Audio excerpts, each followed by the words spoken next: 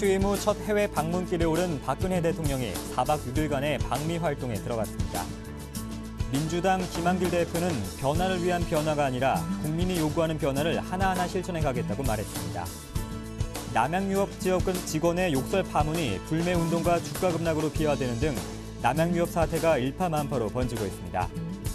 박병원 은행연합회 회장이 은행권에 부는 이른바 창조금융 바람에 쓴소리를 했습니다. 시청자 여러분 안녕하십니까? 센 경제 현장의 강동석입니다. 월요일 코스피 지수는 외국인과 기관의 동반 매도로 하락했습니다. 자세한 소식을 강광우 기자 연결해 보겠습니다. 안녕하십니까? 네, 안녕하십니까? 네, 월요일 자세한 마감 시황 전해주시죠. 네, 코스피 지수가 외국인과 기관의 동반 매도로 하락했습니다. 오늘 코스피 지수는 전 거래일보다 4.23포인트 하락한 1961.48포인트의 장을 마감했습니다. 지난 주말 미국 뉴욕 증시가 고용지표 개선으로 사상 최고치를 갈아치우면서 국내 증시도 상승세로 출발했습니다. 하지만 오전 10시부터 중국의 지난달 HSBC 서비스업 구매 관리자 지수가 예상보다 부진한 것으로 전해지면서 국내 증시에 부정적 영향을 미쳤습니다. 이 때문에 외국인이 매도세로 돌아서면서 지수도 하락세로 전환했습니다. 유가증권 시장에서 개인이 997억 원어치를 순매수했지만 외국인과 기관이 순매도에 나서며 지수를 끌어내렸습니다. 업종별로는 통신업, 전기가스업, 종이목재 등이 하락했지만 건설업, 화학, 유통업, 철강, 금속 등이 상승했습니다. 시가총액 상위 종목 가운데는 삼성전자, 현대차, 기아차 등이 떨어졌고 포스코, 현대모비스 등이 올랐습니다. 네, 남양유업이 폭언 파문 등으로 하락했지만 경쟁사들의 반사이익으로 급등했습니다. 그 흐름 어땠습니까? 네, 대리점 강매 의혹 등 직원의 폭언 파문에 남양유업이 사흘 연속 하락했습니다. 반면 메일유업 등 경쟁사들은 반사이익 기대감에 급등했습니다. 오늘 유가증권 시장에서 남양유업은 전날보다 2.02% 내린 111만 7천 원으로 장을 마감했습니다. 52주 최고가를 기록했던 지난달 30일 이후 3거래일 연속 하락하면서 이 기간만 4.12% 하락했습니다. 메일유업과 동서 등의 주가는 경쟁사의 악재에 활짝 웃었습니다. 동서가 이날 4.18% 오르는 등 이틀간 6.51% 올랐고 메일유업의 경우 지난 2일을 제외하고 9거래일 연속 상승, 장중 한때 52주 최고가를 다시 썼습니다. 이처럼 경쟁사 간 명암이 엇갈린 이유는 남양유업이 대리점주 물품 강매 등 구설수에 휩싸였기 때문으로 풀이됩니다. 영업사원 욕설 파문에 따른 강매 의혹으로 검찰이 압수수색까지 벌이는 등 남양유업의 악재가 겹치자 경쟁사인 동서와 메일유업 등이 대체제로 부각돼 주가가 상승 곡선을 그리고 있는 것입니다. 서울중앙지검 형사 6부는 대리점주의 자사 물품을 불법 강매한 의혹을 받고 있는 남양유업 본사와 지점 사무실 등 두 곳에 대해 3일 압수수색했다고 밝혔습니다. 이와 관련된 대리점주 10명으로 구성된 남양유업 대리점 피해자 협의회는 남양유업이 전산 데이터를 조작해 제품을 강매했다며 지난달 검찰에 고소장을 낸 상황입니다. 한 증권사 음식료 담당 연구원은 이날 경쟁사 간 주가가 엇갈리고 있는 이유는 남양유업 사태와 무관하지 않다며 경쟁사 가운데 메일유업의 경우 남양유업과 사업 포트폴리오가 유사하다는 측면에서 대체제로 부각되고 있는 점이 주가 상승에 영향을 준 듯 보인다고 설명했습니다. 네, 호텔 신라가 동아면세점의 지분 인수 호평 소식에 급등한 소식도 전해주시죠. 네, 호텔 신라가 동아면세점 지분 인수 소식에 강세를 보였습니다. 전문가들은 구매 비용 절감과 함께 롯데관광을 통한 모객 효과도 기대할 수 있다며 이번 지분 인수를 긍정적으로 분석했습니다. 호텔 신라는 오늘 유가증권 시장에서 전거래일보다 5.01% 오른 58,700원에 거래를 마쳤습니다. 호텔 신라의 이날 급등은 동아면세점 지분 인수로 인한 시너지 기대감 때문으로 풀이됩니다. 호텔 신라는 지난 3일 양사 간 영업 활성화 및 시너지 제고를 위해 김기병 롯데관광 회장이 보유한 동아면세점 주식 35만 8,200주를 600억 원에 취득했다고 공시했습니다. 이는 동아면세점 발행 주식의 19.9%로 호텔신라는 김기병 롯데관광회장과 신정희 동아면세점 사장에 이어 동아면세점의 3대 주주의 이름을 올렸습니다. 전문가들은 동아면세점 지분 인수를 통해 호텔신라는 구매 대행으로 수익성이 개선될 것으로 전망했습니다. 박종대 하나대투증권 연구원은 앞으로 동아면세점의 상품 구매를 호텔신라에서 전담하게 되면 상품 구매 규모가 약 24%가량 증가해 구매 협상력이 강화될 것이라며 또 동아면세점으로부터 구매 대행 수수료를 받아 직접적인 수익원이 생겼다는 점도 긍정적이라고 분석했습니다. 김윤진 대신증권연구원도 볼륨을 통한 구매 협상력은 면세점 사업의 가장 중요한 경쟁력 중 하나라며 호텔신라 기준으로 상품 구매 원가율이 1%포인트만 개선돼도 영업이익이 약 200억 원가량 증가할 것이라고 설명했습니다. 한편 동아면세점의 모회사인 롯데관광개발을 통한 고객 확보 효과도 기대된다는 분석이 나오기도 했습니다. 네, 증시 관련 소식 강강우 기자였습니다. 고맙습니다. 네, 감사합니다.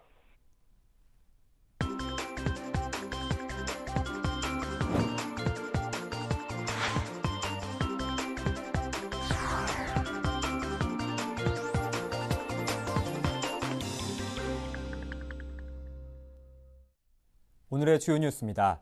취임 후 첫 해외 방문길에 오른 박근혜 대통령이 5일 첫 기착지인 뉴욕에 안착해 4박 6일간의 방미 활동에 들어갔습니다. 박 대통령은 공항 도착 직후 뉴욕에서 열린 재미동포 간담회에 참석해 대화의 시간을 가지며 첫날 공식 일정을 소화했습니다. 박 대통령은 이 자리에서 북한의 위협에도 불구하고 우리 경제의 펀드멘털이 튼튼한 만큼 투자와 경제 협력을 확대해달라고 해외 투자자들에게 당부했습니다. 박 대통령은 6일 워싱턴으로 이동하며 7일 백악관에서 버락 오바마 미 대통령과 첫 정상회담 후 공동 기자회견을 갖습니다. 이번 정상회담에서 60주년을 맞은 한미동맹의 수준을 현재의 포괄적 전략동맹에서 명실상부한 글로벌 파트너십으로 격상시키는 내용의 동맹 60주년 공동선언을 채택할 예정입니다. 민주당 김한길 대표는 변화를 위한 변화가 아니라 국민이 요구하는 변화를 하나하나 실천해 가겠다고 말했습니다. 김 대표는 오늘 오전 당대표 선출 후 처음으로 열린 최고위원회의에서 국민과 당원이 새 대표로 선택해준 의미를 늘 되새기며 민주당이 바로 서도록 하겠다고 밝혔습니다. 이어 너무 서두르거나 내용이 못 미치거나 너무 신중을 기하다가 앞으로 나가지 못하는 경우는 없을 것이라며 혁신은 우리에게 많은 고통을 요구할 것이지만 우리 모두는 기꺼이 그 고통을 감내해야 한다고 강조했습니다. 한편 민주당은 당대표에 이어 당내 서열 2위인 원내대표를 오는 15일 의원총회에서 선출할 예정이며 현재 김동철, 우윤근, 전병헌 의원이 출마할 예정이어서 3파전 양상을 보이고 있습니다. 남양유업 직원의 욕설 파문이 불매운동과 주가 급락으로 이어지는 등 남양유업 사태가 일파만파로 번지고 있습니다. 남양유업 대리점 피해자협의회 회원들은 오늘 오전 남양유업 본사 앞에서 맛있는 우유 GT 등 남양유업 제품들을 바닥에 쏟아놓고 대리점에 대한 물량 떠넘기기와 폭언 파문에 항의하는 집회를 벌였습니다. 네티즌은 남양유업에 대한 비난의 수위를 높여가며 불매운동을 주도하고 있습니다. 남양유업 대리점 피해자협의회는 남양유업이 부당하게 물품을 떠안긴다며 지난달 초 홍원식 회장 등을 검찰에 고발했으며 검찰은 지난 2일 남양유업 본사와 지점 등을 압수수색했습니다. 검찰의 압수수색 소식이 전해진 오늘 오전 남양유업의 주가는 급락했으며 당분간 주가 약세는 이어질 것이란 전망입니다. 박병원 은행연합회 회장이 은행권에 부는 이른바 창조금융 바람에 쓴소리를 했습니다. 박 회장은 4일 아시아개발은행 총회 참석차 인도 뉴델리를 찾아 기자간담회를 열고 금융이 다른 분야에 비해 아직 낙후되어 있다며 창조금융이 아니라 다른 나라의 수준을 따라잡는 것이 더 급하다고 밝혔습니다. 박 회장은 우리의 주력 산업이 세계 최고인 만큼 첨단 기술이나 새 아이디어가 중요하지만 금융은 아직도 다른 나라에서 되는 것이 한국에선 안 되는 게 너무 많다고 지적했습니다. 이어 조선과 휴대전화는 모방할 것이 없어 창조경제가 필요하지만 금융은 아직 모방도 다 못 끝냈다고 꼬집었습니다.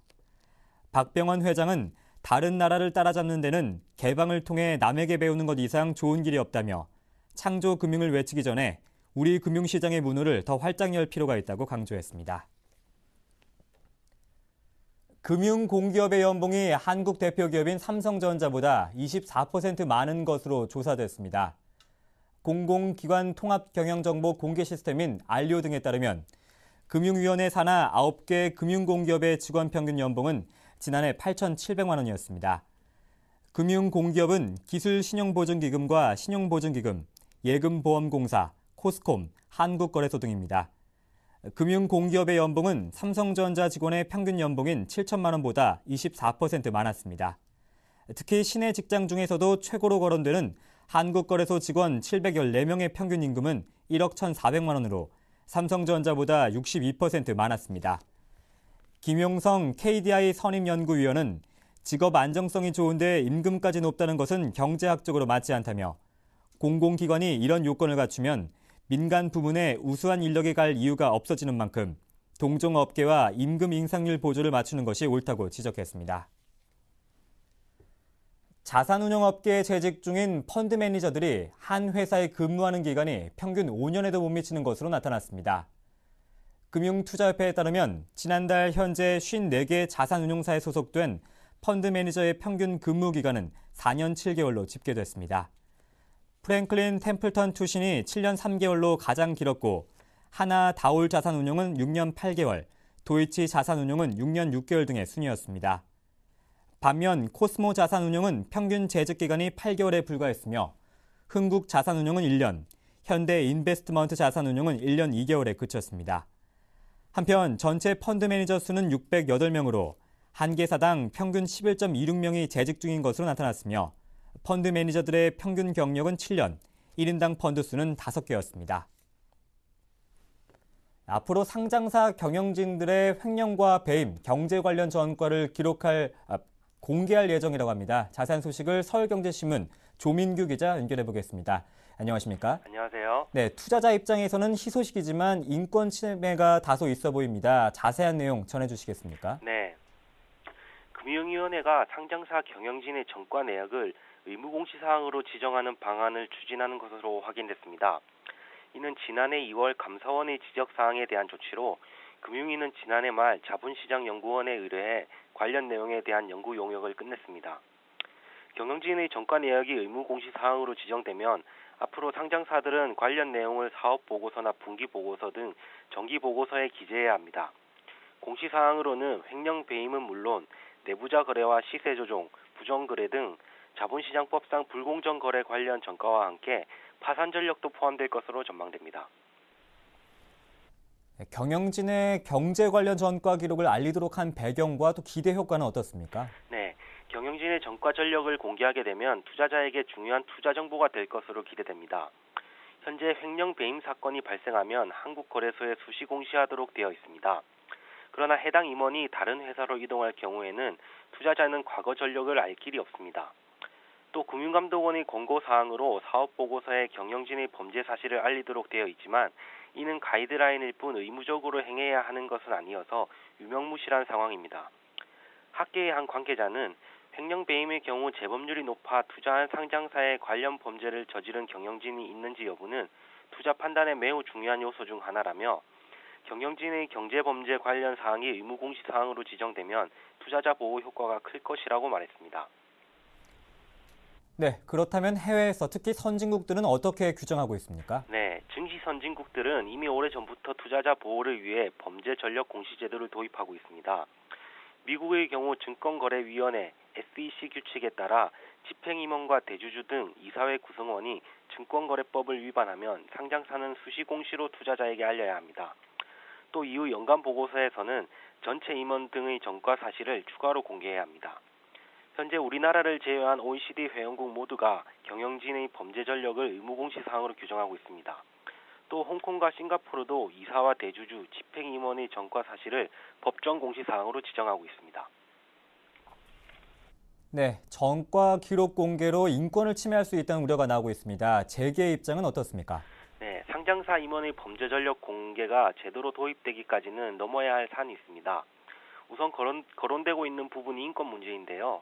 개인 프라이버시를 넘어 인권 침해 논란까지 일 수 있어 실제 상장회사 임원의 범죄 전력 공시 의무화가 도입될 경우 잡음 발생이 불가피할 전망입니다. 재계에서도 임원 연봉에 이어 범죄 전력 사실마저 공개할 경우 당사자 개인은 물론 회사 경영 측면에서도 악영향이 미칠 수 있다며 우려하는 눈치입니다. 한 상장사 관계자는 투자자 보호 차원에서 취지는 좋지만 개인의 프라이버시 침해 등 부작용도 만만치 않게 나타날 수 있다며 특히 한 번의 실수가 평생 따라다니는 낙인 효과로 한 사람의 인생을 망칠 수도 있다고 지적했습니다. 전국경제인연합회 관계자도 경영진의 범죄 전과를 공시할 경우 인권 문제뿐 아니라 기업들이 인적 자원을 고용하는 데도 제약 요인으로 작용해 경영 효율성이 저하될 수 있다고 우려했습니다. 네, 증권부 조민규 기자였습니다. 고맙습니다. 감사합니다.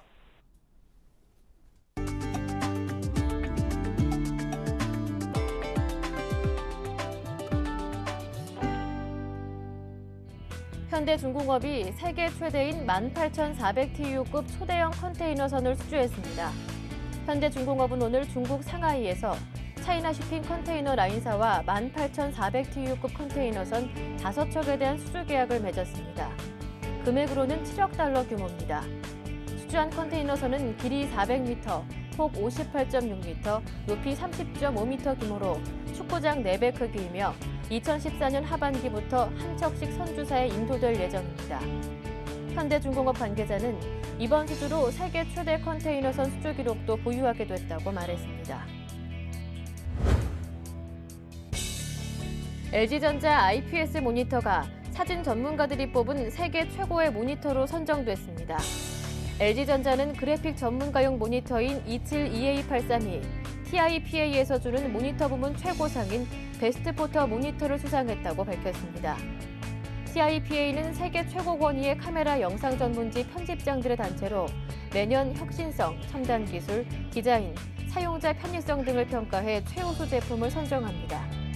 27EA83은 그래픽, 영상, 사진 작업에 최적화된 WQHD 해상도를 제공하며 일반 HD 화질 제품 대비 해상도가 4배 높은 것이 특징입니다. 제일모직이 패션 부문 사업에 대대적인 구조조정에 나섭니다. 유통 패션 업계에 따르면 제일모직은 후보 등 수익성이 낮은 일부 의류 브랜드를 접는 것으로 사업 방향을 재편해 경영 효율성을 높이기로 했습니다. 중국 사업도 전면 재점검에 들어갑니다. 중국에 진출한 브랜드 가운데 영업이익이 좋지 않은 브랜드의 경우 과감히 철수하는 방안을 검토하고 있는 것으로 알려졌습니다. 기아자동차가 하나은행과 손을 잡고 국내 최초로 자동차와 금융을 연계한 복합상품 기아차 마련적금을 출시했습니다. 적금에 가입하고 만 2개월이 지난 이후 기아차를 구매하면 모닝레이 구매 고객은 10만 원, K9 구매 고객은 50만 원, 나머지 차종 구매 고객은 20만 원의 구매 지원금을 받을 수 있습니다. 하나은행은 적금 가입 고객이 기아차를 구매하면 적금 금리의 0.3%포인트를 우대하며 차량 구매 관련 대출의 납입 결제 계좌를 하나은행으로 지정하면 추가로 0.2%포인트의 금리 혜택을 제공합니다. 5월 6일 센 경제 현장이었습니다. 고맙습니다.